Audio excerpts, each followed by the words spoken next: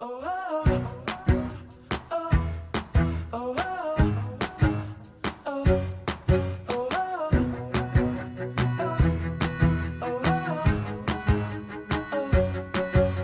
escola, na rua, na praça, na igreja, na praia ou em qualquer lugar.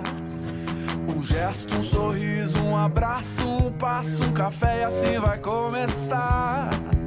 E a gente fala das coisas da vida, conversa que não quer parar. Falamos de lutas, de sonhos, histórias vividas e do que virá. Quem encontra alguém pra caminhar nessa estrada quer viver, tem esperança e gratidão no olhar. Os amigos são nossa riqueza. Quem encontra alguém pra caminhar nessa estrada quer viver, tem esperança e gratidão no olhar. Os amigos são nossa riqueza. A paz do Senhor Jesus, meus queridos irmãos, mais uma semana se encerrando com a graça de Deus, e este é o dia que o Senhor fez para a adoração a Ele. Por isso, eu convido você a reunir a sua família aí na sua casa. Não podemos ir no templo, mas nós somos a igreja. Então, adore ao Senhor com alegria, louve e exalte a Ele por tudo que Ele fez, por tudo que Ele há de fazer. Escute a palavra vinda direto do coração de Deus, para acalmar e alegrar os nossos corações neste dia. Tenha um bom culto em nome de Jesus. A paz do Senhor, igreja, eu louvarei ao Senhor com uma canção. Quero estar perto de ti, Senhor, do teu amor, sem tristeza ou dor. Quero ouvir vozes de anjos no céu, cantando a ti. Aleluia, Santo, Santo, poderoso, grande eu sou, que é digno, não há outro, poderoso, grande eu sou. Quero estar perto, estar ao teu lado, amando ao pecador, mas não ao pecado. Quero ver ossos secos voltando a viver, cantando a ti. Aleluia, Santo, Santo, poderoso, grande eu sou, que é digno, não há outro, poderoso, grande eu sou,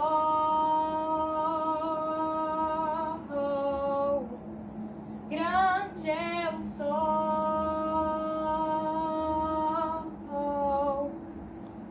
Montanhas estremecem, demônios faz fugir, na menção do nome dele, Rei de majestade. Não há poder no inferno que possa resistir diante da presença e do poder do grande eu sou, grande eu sou, grande eu sou,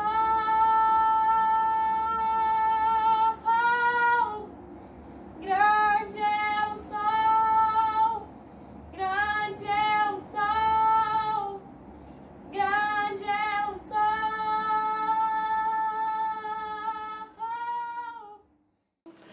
A paz do Senhor para todos vocês que nos acompanham. Nós queremos fazer um convite para agora você adorar, louvar o Senhor conosco neste momento. Nós vamos fazer alguns louvores e eu quero pedir para que você convide as pessoas aí na sua casa que estão com você para adorar o Senhor com muita alegria, com muita gratidão, porque Deus tem sido um Deus tão zeloso, tão misericordioso para conosco. Nós não podemos deixar com que esse momento passe em branco. Nós precisamos louvar e engrandecer o nome do Senhor. E para dar início, eu quero fazer uma leitura que está no livro de Atos, no capítulo 2, a partir do versículo 17, que diz assim: Nos últimos dias, diz Deus, derramarei o meu espírito sobre todos os povos. Os seus filhos e as suas filhas profetizarão. Os jovens terão visões, os velhos terão sonhos. Sobre os meus servos e as minhas servas derramarei do meu espírito naqueles dias, e eles profetizarão. Mostrarei maravilhas em cima no céu e sinais embaixo na terra, sangue, fogo e nuvens de fumaça. O sol se tornará em trevas e a lua em sangue, antes que venha o grande e glorioso dia do Senhor. E todo aquele que invocar o nome do Senhor será salvo. Amém?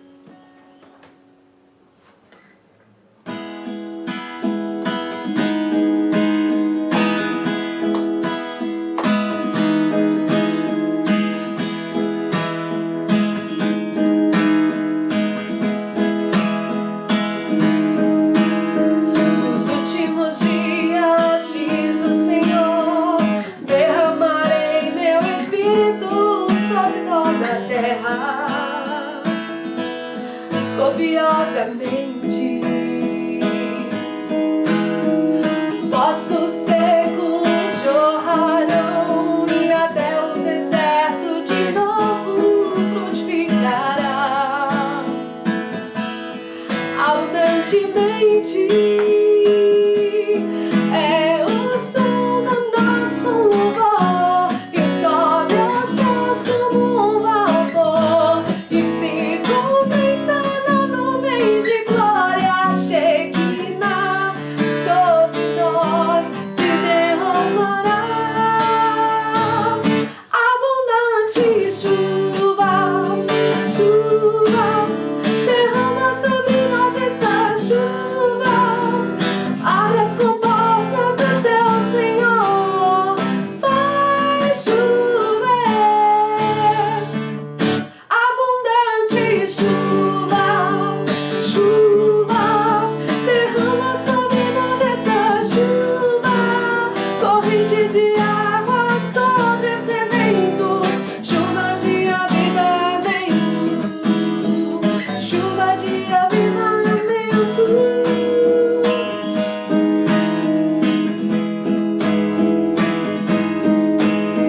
E esta chuva converterá o coração dos pais aos filhos e dos filhos aos pais, no poder do Espírito. É o som do nosso louvor que sobe aos céus como um vapor e se condensa na nuvem de glória. Shekinah sobre nós se derramará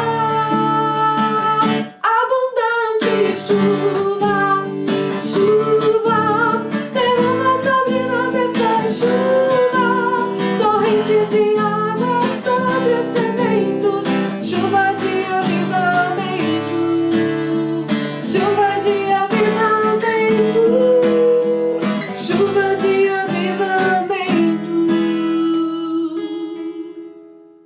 E a palavra do Senhor diz assim no livro de Efésios, no capítulo 3, a partir do versículo 14. Por essa razão, ajoelhe-me diante do Pai, do qual recebe o nome toda a família nos céus e na terra.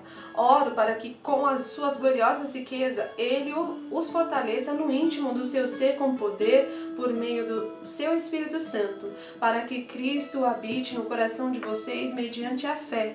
E oro para que, estando arraigados e alicerçados em amor, vocês possam, juntamente com todos os santos, compreender a largura, o comprimento, a altura e a profundidade profundidade e conhecer o amor de Cristo que excede todo entendimento, para que vocês sejam cheios de toda a plenitude de Deus, aquele que é capaz de fazer infinitamente mais do que tudo que pedimos ou pensamos, de acordo com o seu poder que atua em nós. A Ele seja glória na Igreja e em Cristo Jesus por todas as gerações, para todos sempre. Amém.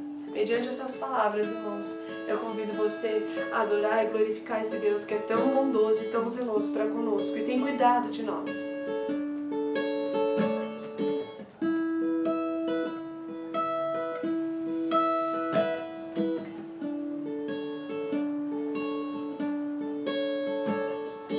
Tem ciúmes de mim, o seu amor é como um furacão e eu me rendo ao vento de sua misericórdia. Então de repente não vejo mais minhas aflições, eu só vejo a glória. Percebo quão maravilhoso Ele é e o quanto que Ele me quer.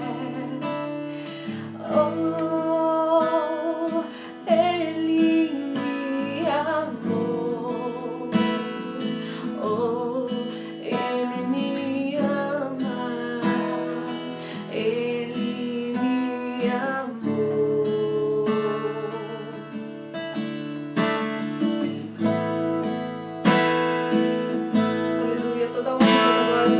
A Ti, Senhor. Obrigado, Senhor, pelo Teu amor.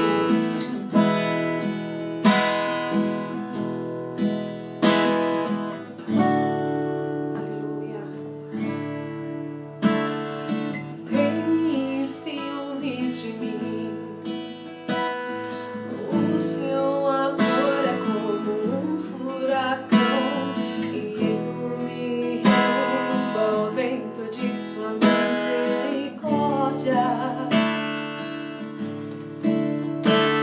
Então de repente não vejo mais minhas aflições, eu só vejo a glória.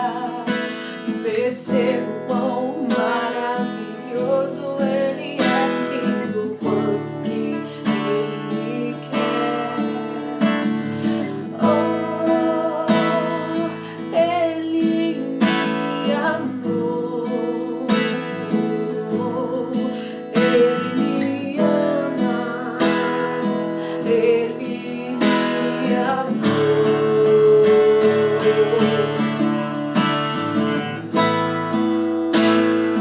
Aleluia, todo amor e toda glória sejam dados a Ti, Senhor. Nós te adoramos, te bendizemos, grande é a Tua fidelidade. Aleluias! Toda honra e toda glória sejam dados a Ti, Senhor. Me ama, Ele me ama, Ele me ama, Ele me ama, me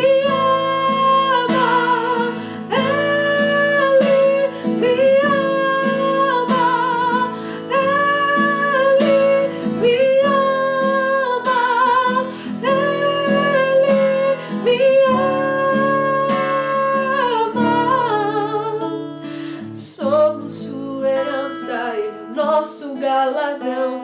O Seu olhar de graça nos atrai à redenção. Se a graça é um oceano, estamos afogando. O céu se une à terra com um beijo apaixonado. Meu coração dispara e meu peito acelerado. Não tenho tempo pra perder com ressentimentos quando penso que Ele me ama. Ele me ama. Ele me ama. Ele me ama.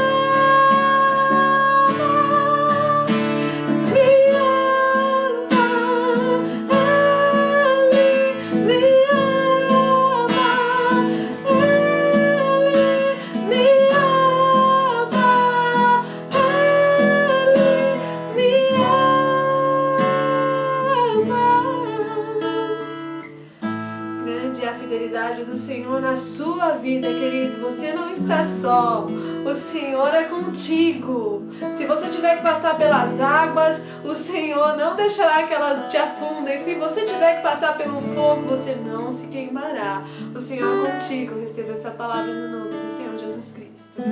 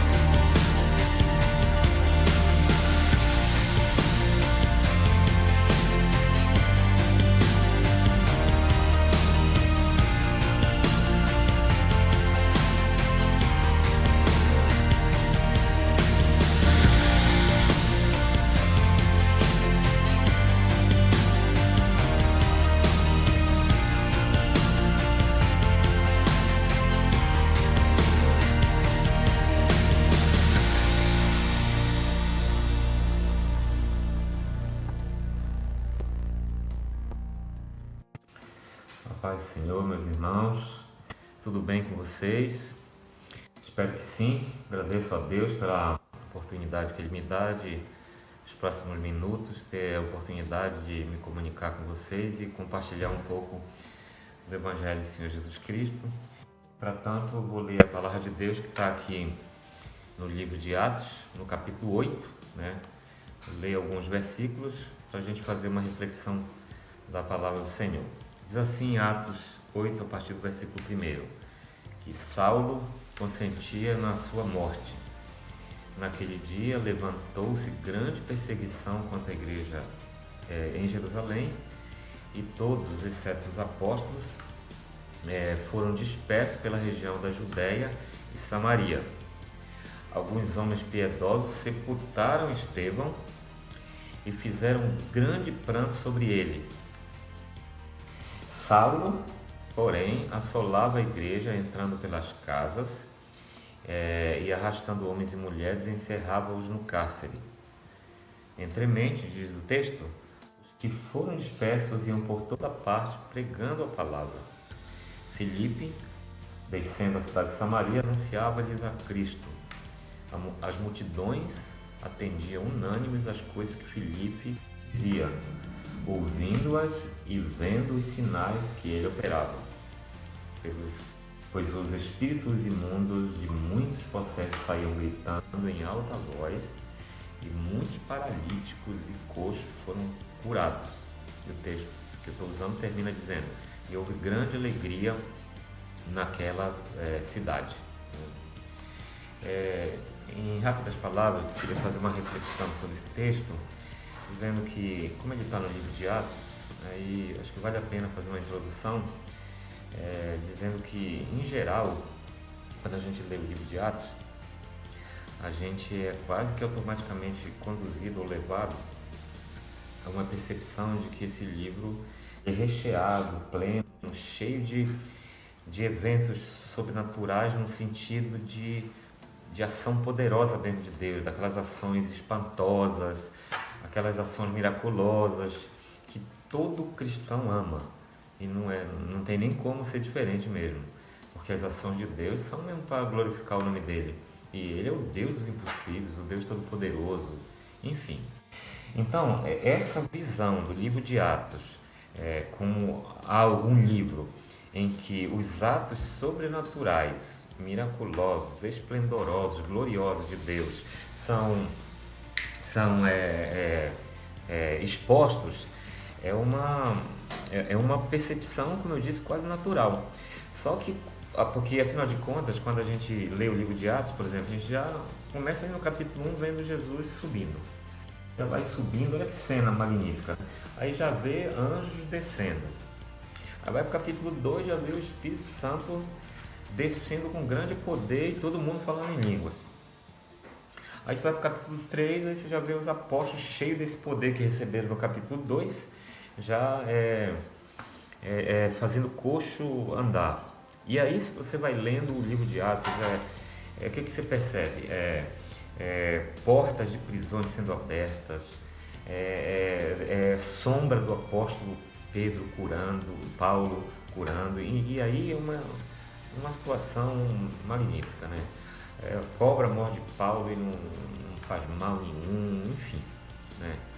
De fato é um livro magnífico, mas quando você lê o livro com atenção, aí você percebe que o livro de Atos, nos 28 capítulos, ele não mostra só esses atos que nós estamos acostumados a ver assim, de uma forma esplendorosa, né? O livro de Atos também mostra que Estevão foi martirizado. Por que Deus não o salvou misteriosamente, ou poderosamente, ou milagrosamente, né? Aí você vê os apóstolos sendo, por exemplo, sendo encerrados na prisão. Você vê apóstolos sendo surrados. Paulo, por exemplo, foi surrado. Os apóstolos foram perseguidos. A igreja toda foi expulsa de Jerusalém, perdeu tudo, entraram nas suas casas. O próprio Paulo era antes da conversão, ele arrastava, o texto de Atos 8 diz que ele encerrava, ele perseguia. Por que Deus não agiu dessa forma que nós estamos acostumados, que nós desejamos, nós queremos, né? Isso está tudo no livro de Atos, né? E essa reflexão que estou fazendo com os irmãos, num período de grandes medos e pavores, né? De morte, né? Em que inimigos invisíveis atacam o nosso corpo e com um poder imenso de matar, conquanto muitos acham que não é bem assim, mas a igreja não pode, ela tem que se guiar pela Bíblia. A melhor forma, né, de compreender as coisas é pela Bíblia Sagrada, e não pelo que a gente lê nas notícias de jornais. É importante ler, mas precisa ler com cuidado. A Bíblia mostra que no livro de Atos aqui, e com o respaldo de toda a Bíblia, de que a grande verdade, quando a gente vê no livro de Atos, Deus fazendo coisas espetaculares e Deus silenciando, não significa que aqui, quando ele faz coisas grandiosas, que nós gostaríamos que ele sempre fizesse, não significa que quando ele não faz da forma como a gente gosta que ele faça, que ele não esteja agindo aqui no silêncio ou não agindo dessa forma como a gente gostaria. Porque a Bíblia vai mostrar que tanto no barulho ou nas coisas esplendorosas, como no silêncio, nas coisas sublimes, são formas de Deus agir. Deus está sempre presente, gente. Que Deus é onipresente. Jesus disse que Ele estaria conosco todos os dias. Jesus não mente. Então, essa reflexão eu quero mostrar para vocês aqui rapidinho. O apóstolo Lucas, que escreveu Atos, ele vai mostrar para nós, por exemplo, que quando no versículo 1 da palavra de Deus, Lucas diz assim, que levantou-se grande perseguição na igreja de Jerusalém. Ele usa um termo, não é exibição que eu vou citar, é só para explicar mesmo. Ele usa um termo chamado diógonos, quando ele diz assim, levantou-se grande perseguição, tá? Essa palavra diógonos quer dizer ataque físico, ataque mesmo, para machucar o corpo humano, né? E ele está dizendo que a igreja foi atacada fisicamente. A igreja, aquela igreja de Atos, miraculosa, cheia do Espírito Santo, que tinha todos os dons, sabe? Aquela igreja maravilhosa, ninguém duvida daquela igreja, né? Mas essa igreja agora estava sendo atacada fisicamente, problemas físicos, sabe? O corpo correndo perigo de morte.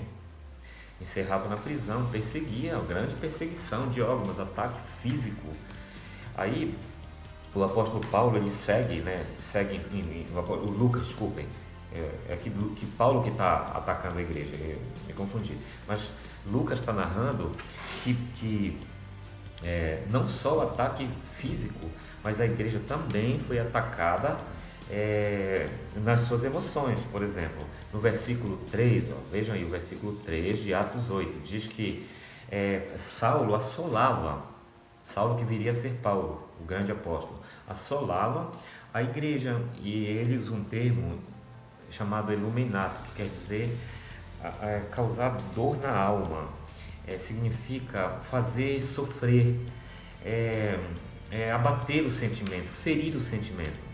Então Lucas está dizendo que a igreja, aquela igreja espiritual, aquela igreja cheia do Espírito Santo, estava sendo atacada no físico, estava sendo atacada na alma, entendeu? Então, tanto o sofrimento físico como o sofrimento psicológico, o sofrimento emocional, o sofrimento da alma, o aperto da alma, né? O medo, o desespero, o pavor, vai vir, vou ficar doente, vai pegar, vou ser contaminado, o que vai acontecer, o câncer, o sofrimento físico e o sofrimento emocional.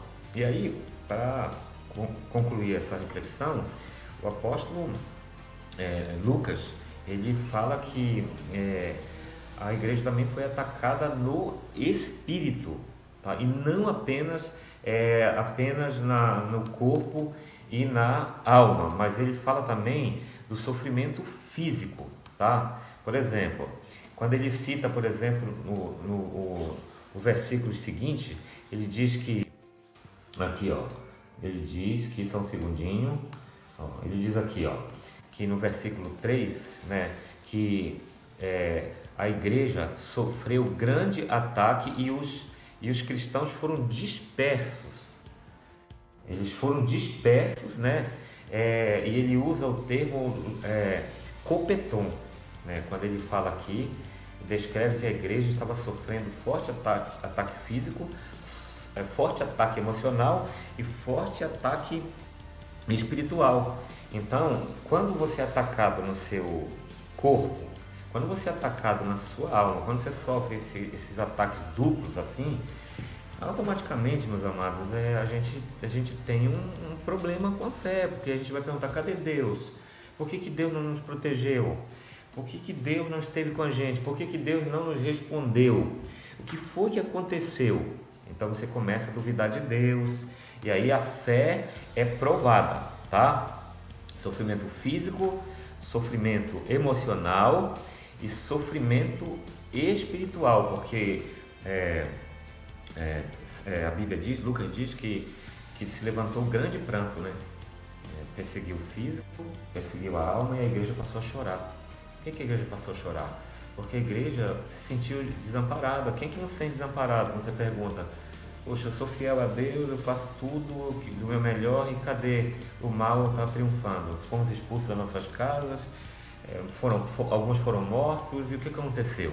Então aí a fé é provada, tá?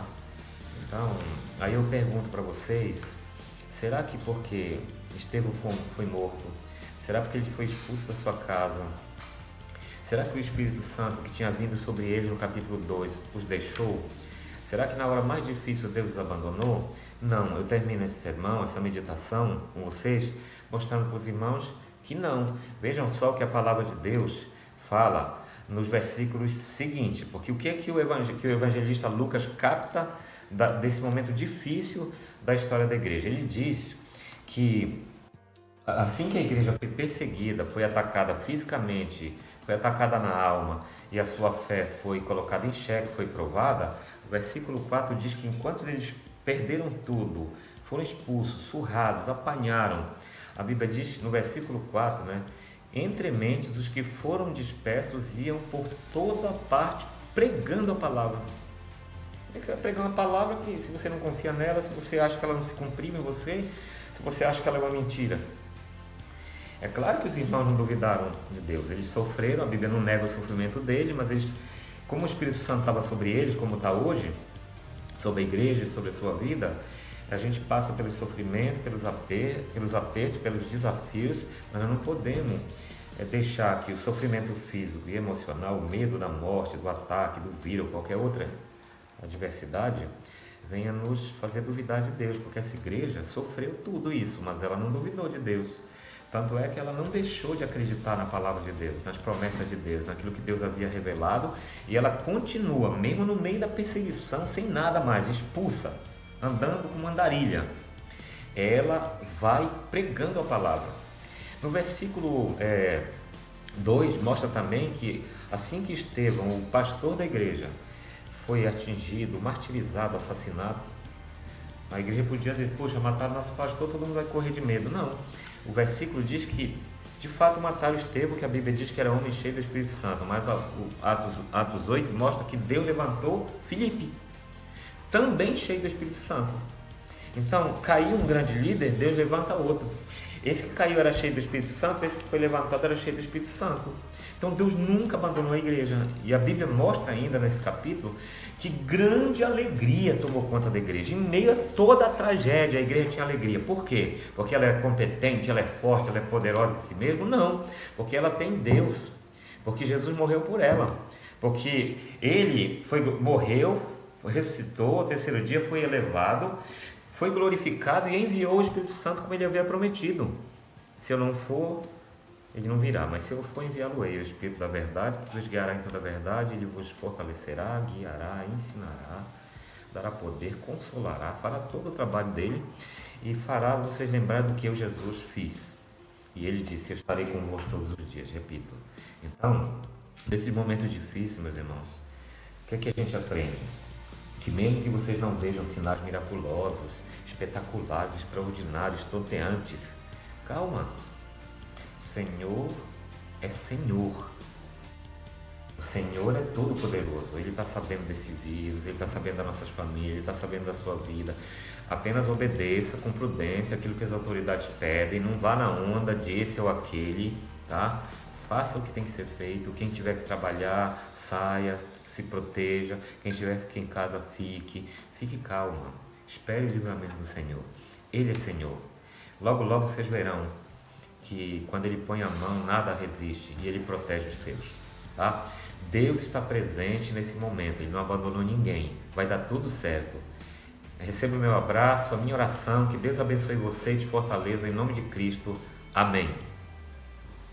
Após ouvirmos a palavra de Deus, iremos reservar agora esse momento para orar. Mas a nossa oração ela vai ser objetiva e direcionada. Muitas pessoas que estão em casa, em quarentena, entretanto, estão com sentimento de medo, estão ansiosas, estão depressivas, estão com sentimento de terrorismo. Eu trago luz à palavra de Deus quando Jesus diz assim, não andeis ansiosos pelo dia do amanhã. Jesus nos dá a segurança de que o dia do amanhã pertence a Ele, está sob os seus cuidados. Então não adianta sermos dominados pela ansiedade, que só causa mal, pânico e medo. Então, você que está me ouvindo, pode estar sendo uma dessas pessoas. Eu quero orar por você. Eu quero orar pela sua família. Ore comigo em nome de Jesus. Querido Deus, eterno Pai, o Senhor é luz. O Senhor é o Deus da paz. E neste momento estamos vivendo dias difíceis, o mundo está vivendo dias difíceis, mas como igreja, a nossa esperança está no Senhor. Meu Deus, mas essa quarentena para muitos de nós tem sido difícil. Senhor, estar em casa constantemente, meu Deus, isso tem causado para muitos de nós sentimento de medo, de terrorismo. Muitos têm andado apavorados. Senhor, eu peço que neste momento, no nome de Jesus Cristo, Senhor, dê paz ao coração dessa pessoa. Dê paz a esta família, Senhor, em nome de Jesus. Não permita, Senhor, meu Deus, que venham viver atormentadas, Senhor, meu Deus, com esse sentimento ruim. Mas que neste momento recebam a paz do Senhor, em nome de Jesus Cristo. Meu Deus, e que possamos guardar a Tua palavra no nosso coração, porque a Tua palavra diz para nós não andarmos ansiosos. Senhor, continua cuidando, Senhor, desta pessoa que está ouvindo, está assistindo, meu Deus. Em nome de Jesus, que ela seja abençoada, aonde quer que ela esteja. Receba da bênção da paz do Senhor. Em nome de Jesus Cristo.